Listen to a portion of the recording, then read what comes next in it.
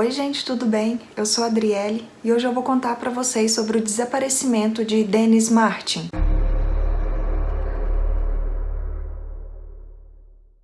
Dennis Lloyd Martin nasceu no dia 20 de junho de 1962 no Tennessee, Estados Unidos. Não encontrei informações sobre a sua mãe na internet, apenas sobre o seu pai, que se chamava William Martin e era um ex-militar. O Dennis era uma criança com necessidades especiais. Ele demorou para se desenvolver. Era bem menor do que as crianças da sua idade e não aprendia na escola com a mesma facilidade que as outras crianças. Ele também não era muito sociável, por isso não tinha muitos amigos. Apesar disso, ele era uma criança radiante, muito feliz, e o que ele mais adorava fazer era acampar. E todo ano, ele e a sua família iam até o Parque National Great Smoky Mountains para ficarem próximos da natureza e aprenderem um pouco sobre sobrevivência. No dia 14 de junho de 1969, o Dennis, que a essa altura estava com 6 anos de idade, o seu irmão Douglas, com 9 anos de idade, o seu avô Clyde e o seu pai William foram até esse parque, como era a tradição. Assim que chegaram lá, a família conheceu um homem de nome Carter Martin e os seus 2 filhos. Apesar do sobrenome, eles não eram parentes e nunca tinham se visto até aquele momento. Bom, o Clyde os convidou para passar a noite no mesmo acampamento que a sua família e o Carter aceitou. Eles então se juntaram para poder armar as barracas, fazer fogueira, arrumar todo o acampamento. Eles então fizeram um lanche e um pouco mais tarde foram dormir. A noite foi bem tranquila. E logo pela manhã, as famílias seguiriam para Spencefield, que é uma região montanhosa localizada próxima ao Monte Apalaches. A intenção era que todos passassem a noite lá nesse local. As famílias chegaram lá por volta das 16 horas do dia seguinte. As crianças foram brincar e os adultos foram montar o acampamento. As crianças então bolaram um plano para poder assustar os adultos. Eles iriam se esconder atrás das árvores para que quando algum adulto passasse por lá, eles pulassem na frente desse adulto e os assustassem. O Dennis estava usando uma camiseta vermelha.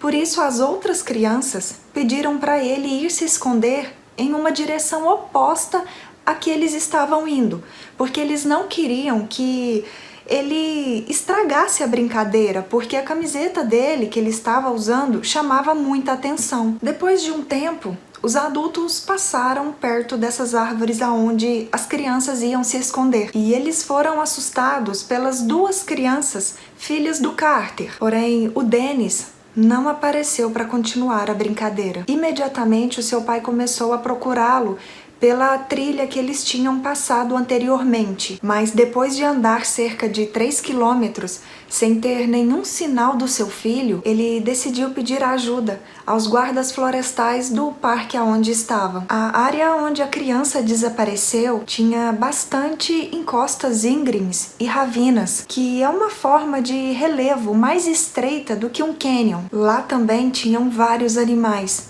como cobras, ursos e porcos selvagens. Bom, era uma região muito perigosa, principalmente para uma criança ficar sozinha. Uma coisa que dificultou bastante as buscas foi que logo após esse desaparecimento começou uma chuva muito forte. Isso limpou as trilhas e causou inundações em alguns córregos. Infelizmente, essa chuva apagou qualquer pista que poderia ajudar a encontrar a criança. Para dificultar ainda mais, nessa noite chegou a fazer menos 10 graus na região. E é claro que o Dennis não aguentaria muito tempo nessas condições climáticas se não estivesse em um abrigo. Por causa disso, mesmo com todas as dificuldades, as buscas não pararam. A Guarda Nacional e as Forças Especiais foram chamadas para ajudar e cerca de 1.400 pessoas foram envolvidas nas buscas. Algumas pegadas foram encontradas próxima ao local onde as crianças estavam brincando. Algumas dessas pegadas rapidamente foram descartadas como sendo as do Dennis, devido ao tamanho delas. Visivelmente eram pegadas de adulto. E depois de analisarem essas pegadas, foi determinado que elas pertenciam a um escoteiro que estava ajudando nas buscas. Mas foram encontradas outras pegadas na região. Algumas pareciam ser de crianças e levavam até um riacho. Mas nesse riacho elas desapareciam. Essas pegadas indicavam que um dos pés estava descalço, enquanto o outro estava calçando um sapato Oxford, que era o tipo de sapato que o Dennis estava usando no momento em que desapareceu. Alguns dias após as buscas terem se iniciado, um turista de nome Harold Kay procurou os investigadores para dizer que no dia em que a criança desapareceu, ele e a sua família também estavam acampando no parque. Naquela noite, eles tinham ouvido um grito de pavor. O Harold saiu do acampamento da sua família para ver o que estava acontecendo. E ele acabou vendo um homem desleixado e de aparência rude, correndo por uma trilha perto de onde tinha vindo o grito. O Harold ainda teria ficado olhando enquanto esse homem entrava em um carro branco, acelerado e ido embora. Essa pista foi investigada, porém foi concluído que não haviam evidências suficientes para vincular esse avistamento ao desaparecimento do Dennis, principalmente porque esse avistamento aconteceu a aproximadamente 8 quilômetros de distância do local onde o Dennis estava brincando. O Harold também não soube confirmar o horário que tinha visto isso.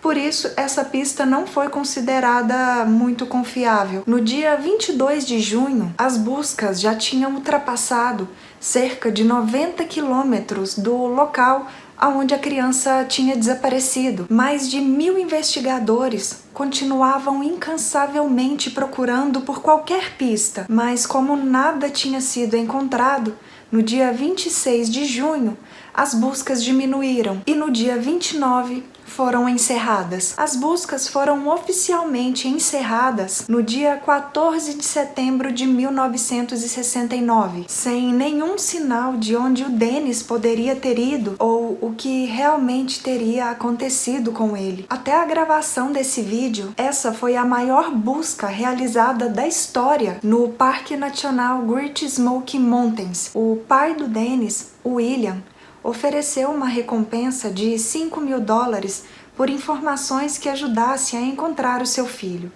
Videntes, incluindo Diane Dixon, que foi uma das médiums e astrólogas mais bem conceituadas no século XX nos Estados Unidos, ofereceram pistas, mas nada foi encontrado.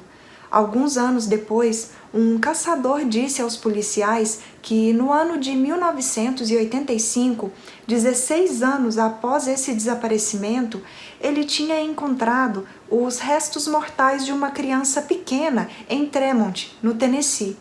Ele não tinha falado sobre essa descoberta para os policiais antes, porque ele tinha feito essa descoberta enquanto caçava em um local onde era proibido essa prática. Na época, ele ficou com medo de ser preso, por isso não teria falado nada. Porém, essa descoberta nunca saiu de sua cabeça. E mesmo muitos anos depois, ele decidiu contar aos policiais para que esse corpo fosse identificado e acalmasse o coração de algum familiar que não sabia o que tinha acontecido a algum ente querido.